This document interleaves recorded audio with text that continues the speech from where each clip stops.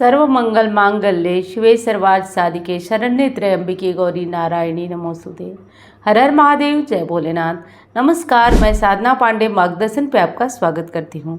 तो चलिए दोस्तों, आज हम सुनेंगे अध्याय 9 और 10। जिस 9 अध्याय में है शुंभ और निशुंभ का वध, जो कि माता द्वारा किया जाएगा। तो चलिए, सुनने से पहले हम सुनेंगे कवच। तो माता दुर्गा का ध्यान करने से पहले श्री गणेश जी का ध्यान करिए, गणपति का ध्यान करिए, माता दुर्गा का ध्यान करिए और ध्यान करके सुनेंगे कवच। देवी कवच हिंदी में प्रस्तुत है, तो मैं हिंदी में आपको सुनाने जा रही हूँ। इस पाठ से शरीर के सभी अंगों की रक्षा होती है। यह पाठ महामारी से भी बचाता है और आपको शक्ति प्रदान करता है। यह पाठ संपूर्ण आरोग्य एवं शुभता प्रदान करता है। यह पाठ अत्यंत गोपनीय है, इसे पूरी पवित्रता से किया जाना चाहिए। तो यह नवरात्रि में करने से संपूर्ण फल देता है। मार्कंडेय जी ने कहा, हे पितामह, जो इस संसार में परम गोपनीय है तथा मनुष्यों की सब प्रकार से रक्षा करने वाला है, और जो अब तक आपने किसी के सामने प्रकट नहीं किया, वो ऐसा कोई साधन हो तो मुझे बताइए। ब्रह्मा जी ने कहा, ऐसा साधन तो एक देवी का कवच ही है, जो गोपनीय से भी गोपनीय, परम पवित्र एवं संपूर्ण प्राणियों का उपकार करने वाला है। महामुने, उसे श्रवण करें।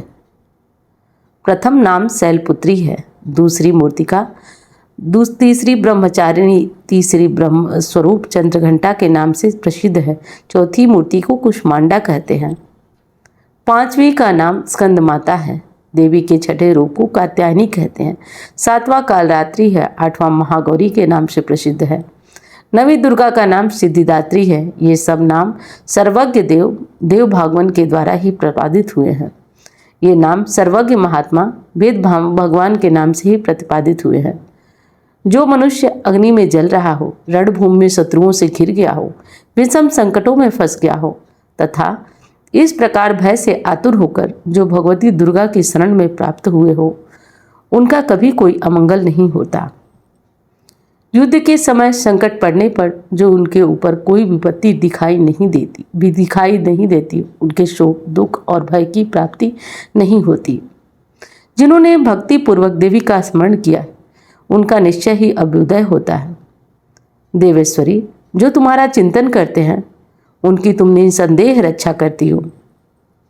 चामुंडा देवी प्रेत पर आरूढ़ होती है, बाराही भैंसे पर सवारी करती है, इंद्री का वाहन ऐरावत हाथी है, वैष्णवी देवी गरुड़ पर आसन जमाती हैं, माहेश्वरी देवी वृषभ पर आरूढ़ होती है, कौमारी देवी आसन मयूर है, भगवान विष्णु के प्रियतमा लक्ष्मी देवी कमल के आसन पर विराजमान है, हाथों में कमल धारण किए हुए हैं।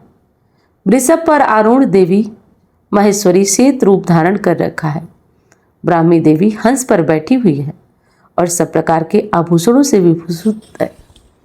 इस प्रकार ये सभी माताएं सब प्रकार की योग शक्तियों से संपन्न हैं।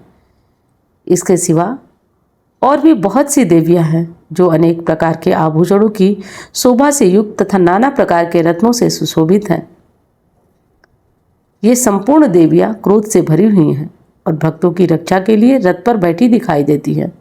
ये शंख, चक्र, गदा, शक्ति, हल, मूसल, खेटक, तोमर, परशु, पास, कुंत और त्रिशूल एवं उत्तम सार्ग धनुष आदि शस्त्र अपने हाथ में धारण करती हैं। दैत्यों के शरीर का नाश करना, भक्तों को अभय देना, देवताओं का कल्याण करना, यही उनके शस्त्र धारण का उद्देश्य है। महान रौद्र रूप, अत्यंत घोर पराक्रम, महान बल और अत्यंत उत्साह वाली देवी, तुम महान भय का नाश करने वाली हो, तुम्हें नमस्कार है। तुम्हारी ओर देखना भी कठिन है। शत्रुओं का भय बढ़ाने वाली जगदम्बिको, मेरी रक्षा करो। पूर्व दिशा में इंद्री शक्ति मेरी रक्षा करें, अग्निकोण में अग्नि शक्ति, दक्षिण दिशा में वाराही तथा नैऋत्य कोण में खरग धाननी मेरी रक्षा करें, पश्चिम दिशा में वारुणी, वायव्य कोण में मृग पर सवारी करने वाली देवी मेरी रक्षा करें, उत्तर दिशा में कौमारी, ईशान कोण में शूलधारिणी देवी मेरी रक्षा करें, ब्रह्माणी, तुम ऊपर की ओर से मेरी रक्षा करो, वैष्णवी देवी नीचे की ओर से मेरी रक्षा करो। इसी प्रकार सौ को अपना वाहन बनाने वाली चामुंडा देवी दसों दिशाओं में मेरी रक्षा करें। जया आगे से, विजया पीछे से मेरी ओर से रक्षा करें। बांग भाग में अजिता, दक्षिण भाग में अपराजिता रक्षा करें। उद्योतिनी शिखा की रक्षा करें। उमा मेरे मस्तक पर विराजमान होकर रक्षा करें। ललाट में मालाधारी रक्षा करें। और यशस्विनी देवी मेरी भौहों का संरक्षण करें। भौहों के मध्य भाग में त्रिनेत्रा और नथनों की यमघंटा देवी रक्षा करें। ललाट में मालाधारी रक्षा करें और यशस्विनी देवी मेरी भौहों का संरक्षण करें। भौहों के मध्य भाग में त्रिनेत्रा और नथनों की यमघंटा देवी रक्षा करें। नासिका में सुगंधा और ऊपर के ओष्ठ में चंडिका देवी रक्षा करें। नीचे के ओठ में अमृत कला तथा जीवा में सरस्वती रक्षा करें। कौमारी दांतों की और चंडिका कंठ प्रदेश की रक्षा करें। चित्रघंटा गले की घाटी और महामाया तालु में रहकर रक्षा करें।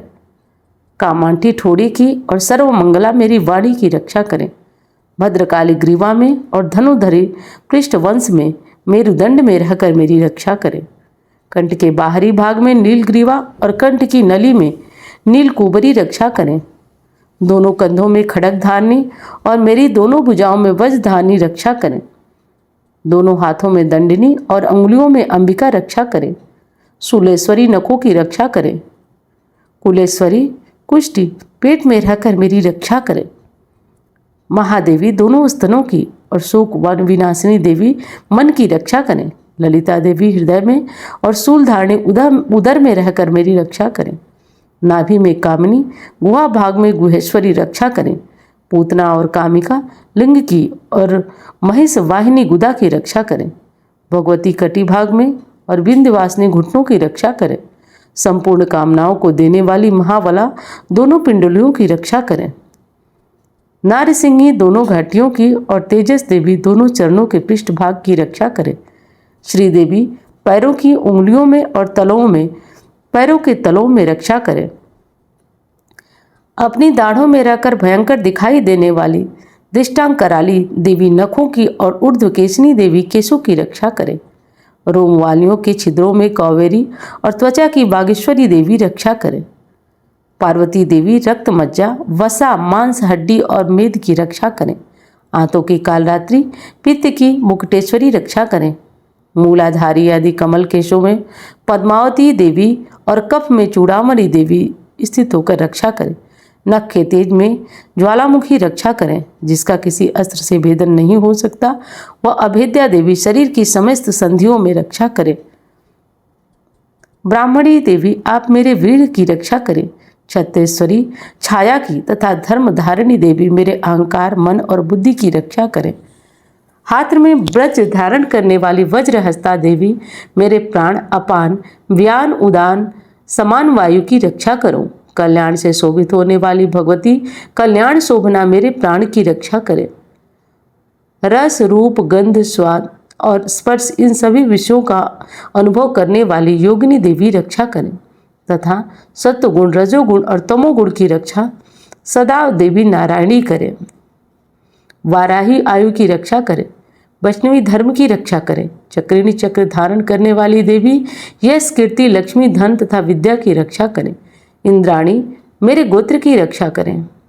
चंडिके तुम मेरे पशुओं की रक्षा करें। महालक्ष्मी पुत्रों की रक्षा करें। भैरवी पत्नी की रक्षा करें। मेरे पद की सुपर्णा तथा मार्ग की क्षेमकरी रक्षा करें। राजा के दरबार में महालक्ष्मी रक्षा करें तथा सब व्याप्त रहने वाली विजया देवी संपूर्ण भयों से मेरी रक्षा करें। देवी जो स्थान कवच में नहीं कहा गया है, रक्षा से रहित है, वह सब तुम्हारे द्वारा सुरक्षित हो, क्योंकि तुम विजयशालिनी और पापनाशिनी हो। यदि अपने शरीर का भला चाहे तो मनुष्य बिना कवच का एक भी पग कहीं न धरे। कवच का पाठ यात्रा करने में ही बहुत काम आता है, इसलिए यात्रा करने से पहले कवच का पाठ करके ही यात्रा करें। कवच के द्वारा सब ओर से मनुष्य सुरक्षित हो। जहाँ कहीं भी जाता है वहाँ उसे धन लाभ होता है। संपूर्ण कामनाओं की सिद्धि करने वाली विजय की प्राप्ति होती है। वह जिस जिस अभिष्ट वस्तु का चिंतन करता है वह उसको निश्चय ही प्राप्त हो जाती है। वह पुरुष इस पृथ्वी पर तुलना रहित होकर महान ऐश्वर्य का भागी होता है। कवच से सुरक्षित मनुष्य निर्भय हो जाता है। युद्ध में उसकी पराजय नहीं होती है वह तीनों लोकों में पूजनीय होता है। देवी का कवच देवताओं के लिए भी दुर्लभ है। जो प्रतिदिन नियम पूर्वक तीनों संध्याओं के समय श्रद्धा के साथ इसका पाठ करता है उसे देवी कला की प्राप्ति होती है। वह तीनों लोकों में कहीं भी पराजित नहीं होता। इतना ही नहीं, वह अपमृत्यु रहित 100 से वर्षों से भी अधिक जीवित रहता है। मकरी, चेचक, कोढ़ आदि उसकी संपूर्ण व्याधियां नष्ट हो जाती है। कनेर, भांग, अफीम, धतूरे आदि का स्थावर विष, सांप और बिच्छू आदि के काटने से चढ़ा हुआ जंगम विष तथा फेन और तेल के संयोग से आदि से बनने वाला कृत्रिम विष, ये सभी प्रकार के विष दूर हो जाते हैं, उनका कोई असर नहीं होता है। इस प्रकार मारण, मोहन आदि जितने अभिचारिक प्रयोग होते हैं वह इस प्रकार के मंत्र से यंत्र होते हैं। इस कवच के हृदय में धारण कर लेने से और मनुष्य को देखते ही देखते वह नष्ट हो जाते हैं। यही नहीं, पृथ्वी पर विचरने वाले ग्राम देवता, आकाशचार्य देव, विशेष जल के संबंध से प्रकट होने वाले गण, उपदेश मात्र से सिद्ध होने वाले निम्न कोटि के देवता, अपने जन्म के साथ प्रकट होने वाले देवता, कुल देवता, कंठमाला आदि, डाकिनी, शाकिनी, अंतरिक्ष में विचरने वाली अत्यंत बलवती भयानक डाकिनियाँ, ग्रह, भूत, पिशाच, यक्ष, गंधर्व, राक्षस, ब्रह्म राक्षस, वेताल, कुष्मांडा, भैरव आदि अग्निकारक देवता भी हृदय में कवच धारण किए रहने पर उस मनुष्य को देखते ही भाग जाते हैं। कवचधारी पुरुष को राजा के समान वृद्धि की प्राप्ति होती है। यह कवच मनुष्य के तेज की वृद्धि की रक्षा करने वाला है। कवच का पाठ करने वाला पुरुष अपनी कीर्ति से विभूषित तल पर अपने सुयश के साथ साथ वृद्धि को प्राप्त होता है। जो पहले कवच का पाठ करके उसके बाद सप्तशती पाठ करता है, उसकी जब तक वन, पर्वत, काननों सहित यह पृथ्वी टिकी रहती है तब तक यहाँ पुत्र, पौत्र आदि संतान परंपरा बनी रहती है। देह का अंत होने पर वह पुरुष भगवती महामाया के प्रसाद से नित्य परम पद को प्राप्त होता है। जो पुरुष देवताओं के लिए भी दुर्लभ है वह अत्यंत दिव्य सुंदर धारण करता है और कल्याण शिव के साथ आनंद का भागी होता है। तो यह था दुर्गा सप्तशती में पढ़े जाने वाला सबसे पहले कवच था। कवच संपूर्ण हुआ। अब हम सुनेंगे अध्याय 9, वो प्रारंभ करते हैं। राजा ने कहा, हे ऋषिराज, आपने रक्त बीज के वध से संबंध रखने वाला वृत्तांत मुझे सुनाया। अब मैं रक्त बीज के मरने के पश्चात क्रोध में भरे हुए शुंभ व निशुंभ ने जो कर्म किया वह सुनना चाहता हूँ। महर्षि मेधा ने कहा, रक्त बीज के मारे जाने पर शुंभ और निशुंभ को बड़ा क्रोध आया और अपनी बहुत बड़ी सेना इस प्रकार सर्वनाश होते देखकर निशुंभ देवी की आक्रमण करने के लिए दौड़ा। उसके साथ बहुत से बड़े बड़े असुर देवी को मारने के वास्ते दौड़े और महापराक्रमी शुंभ अपनी सेना सहित चंडिका को मारने के लिए बढ़ा। फिर शुंभ और निशुंभ को देवी से घोर युद्ध होने लगा और वह दोनों असुर इस प्रकार देवी पर बाण फेंकने लगे जैसे मानो मेघों की वर्षा हो रही हो। उन दोनों के चलाए हुए बाणों को देवी ने अपने बाणों से काट डाला और अपने शस्त्रों की वर्षा उन दोनों दैत्यों को करके चोट पहुंचाई। निशुंभ ने तीक्ष्ण तलवार और चमकती हुई ढाल लेकर देवी के सिंह पर आक्रमण किया। अपने वाहन को चोट पहुंची यह देखकर देवी ने अपने क्षुरप्रभ नामक बाण से निशुंभ की व ढाल दोनों की ही काट डाला। तलवार व ढाल कट जाने पर निशुंभ ने देवी पर शक्ति से प्रहार किया। देवी ने अपने चक्र से उसके 2 टुकड़े कर दिए। फिर क्या था, दैत्य मारे क्रोध के जल भुन गया और उसने देवी को मारने के लिए उसकी ओर शूल फेंका, किंतु देवी ने अपने मुक्के से उसको चूर चूर कर डाला। फिर उसने देवी पर गदा से प्रहार किया। देवी ने त्रिशूल से गदा को भस्म कर डाला। इसके पश्चात वह फरसा लेकर देवी की ओर लपका। देवी ने अपने तीखे बाणों से उसे धरती पर सुला दिया। अपने पराक्रमी भाई निशुंभ से इस प्रकार मरने पर शुंभ क्रोध में भरकर देवी को मारने के लिए दौड़ा। वह रथ में बैठा हुआ उत्तम आयुधों से सुशोभित अपनी 8 बड़ी बड़ी भुजाओं से सारे आकाश को ढके हुए था। शुंभ को आते देखकर देवी ने अपना शंख बजाया और धनुष से टंकोर का अत्यंत दुस्साहस शब्द किया। साथ ही अपने घंटे के शब्द से, जो कि संपूर्ण दैत्य सेना के तेज को नष्ट करने वाला था, संपूर्ण दिशाओं में व्याप्त कर दिया। इसके पश्चात देवी ने भी सिंह से अपनी दहाड़ से सुन बड़े बड़े बलवानों का मत चूर चूर हो जाता था।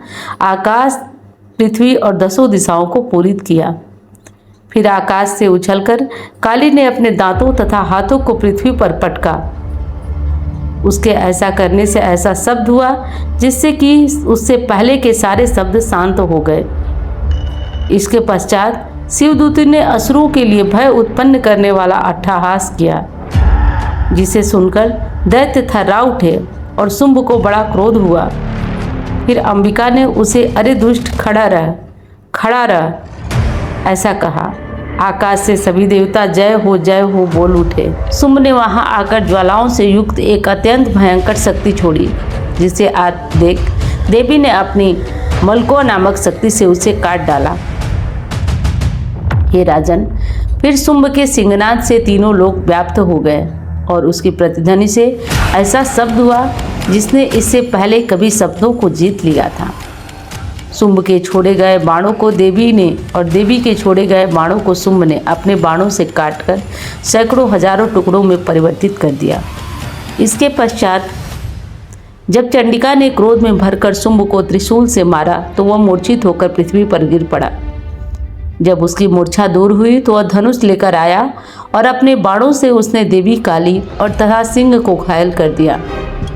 फिर उस राक्षस ने 10,000 भुजाएं धारण करके चक्रादि आयुधों से देवी को आच्छादित कर दिया। तब भगवती दुर्गा ने कुपित होकर अपने बाणों से उन चक्रों तथा बाणों को काट डाला। यह देखकर निशुंभ हाथ में गदा लेकर चंडिका को मारने के लिए दौड़ा। उसके आते ही देवी ने तीक्ष्ण धाड़ वाले खड़ग से उसकी गला को काट डाला। फिर त्रिशूल हाथ में ले लिया। देवताओं को दुखी करने वाले निशुंभ त्रिशूल में हाथ में लिए हुए देखकर चंडिका ने अपने शूल से उसकी छाती पर प्रहार किया और उसकी छाती को चीर डाला। शूल विदीर्ण हो जाने पर उसकी छाती से एक जैसा महापराक्रमी दैत्य ठहर जा कहता हुआ निकला। उसको देखकर देवी ने बड़े जोर से ठहाका लगाया। अभी वह निकलने ही न पाया था कि उसकी सिर अपनी तलवार से काट डाला। सिर के कटने के साथ ही वह पृथ्वी पर गिर पड़ा। तदनंतर सिंह दहाड़ कर असुरों का भक्षण करने लगा और काली शिवदूती भी राक्षसों का रक्त पीने लगी। कौमारी की शक्ति से कितने ही महादैत्य नष्ट हो गए। ब्रह्मा जी के कमंडल के जल से कितने ही असुर समाप्त हो गए। कई दैत्य माहेश्वरी के त्रिशूल से विदीर्ण होकर पृथ्वी पर गिर पड़े। वाराही ने प्रहारों से छिन्न भिन्न होकर धराशायी हो गए। वैष्णवी ने भी अपने चक्र से बड़े बड़े महापराक्रमियों का कचूमर निकालकर उन्हें यमलोक पहुंचा दिया और ऐन्द्री से कितने ही महाबली राक्षस टुकड़े टुकड़े हो गए। कई दैत्य मारे गए, कई भाग गए, कितने ही काली शिवदूती के और उसके सिंह ने भक्षण कर लिए। तो ये था अध्याय 9। अब हम सुनेंगे अध्याय 10। तो अध्याय 10 दुर्गा सप्तशती। अध्याय 10 बड़े ध्यानपूर्वक आप लोग सुनिए, जिसमें शुंभ का वध है।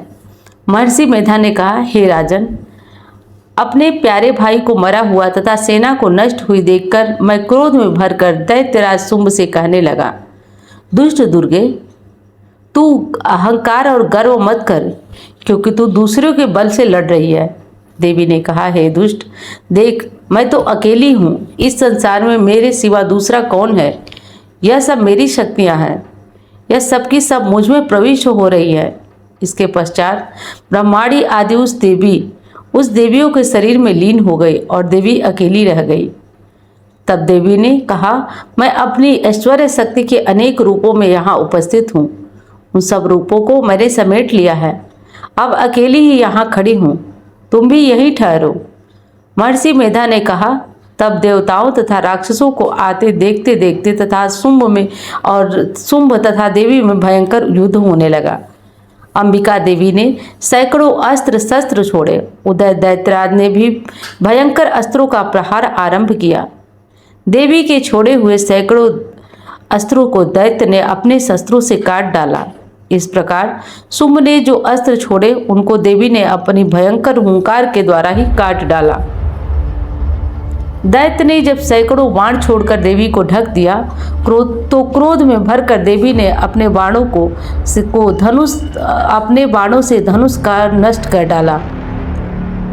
धनुष कट जाने पर दैत्येंद्र ने शक्ति चलाई, लेकिन देवी ने उसे भी काटकर फेंक दिया और दैत्येंद्र चमकती हुई ढाल लेकर देवी की ओर लपका, किंतु वह देवी के समीप पहुंचा तो देवी ने अपने तीक्ष्ण बाणों से उसकी चमकने वाली ढाल को भी काट डाला। फिर दैत्येंद्र का घोड़ा मर गया, रथ टूट गया, सारथी मारा गया। वह भयंकर मुग्दर लेकर देवी पर आक्रमण करने के लिए चला, किंतु देवी ने अपने तीक्ष्ण बाणों से भरकर मुग्दर को काट डाला। इस पर दैत्य ने क्रोध में भरकर देवी की छाती में बड़े जोर से एक मुक्का मारा।